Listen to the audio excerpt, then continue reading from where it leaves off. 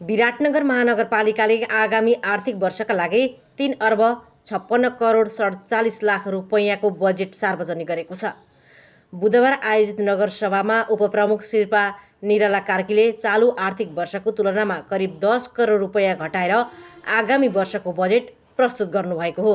चालु आर्थिक वर्षका लागि विराटनगर महानगरपालिकाले 3 अर्ब 68 करोड 28 लाख 20 हजार रुपैयाँ बराबरको बजेट ल्याएको थियो। महानगरले बजेटको सबैभन्दा ठूलो हिस्सा पूर्वाधार विकासमा विनियोजन गरेको छ। पूर्वाधारतर्फ 1 अर्ब 60 करोड 39 लाख 32 हजार रुपैयाँ छुट्याएको छ। प्रशासनिक खर्च र कार्यालय सञ्चालनका लागि 76 करोड 28 लाख रुपैयाँ विनियोजन गरेको छ।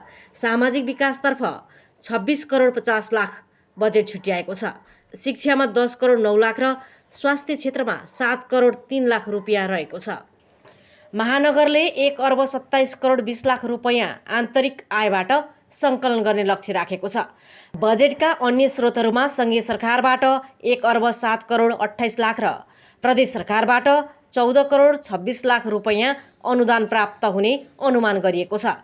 यस्तै राजस्व बाँडफाँडबाट 92 करोड 56 लाख र ब्याङ्क मौजातबाट 14 करोड रुपैयाँ खर्च बिहोरिने महानगरले जनाएको छ। बजेटले स्वरोजगार सिर्जना, सामाजिक समावेशीकरण र राजस्व वृद्धिमा जोड दिँदै महिला उद्यमशीलता विकासका लागि महिलाको नाममा व्यवसाय दर्ता र नवीकरण गर्दा 25% विशेष छुट दिने नीति लिएको छ।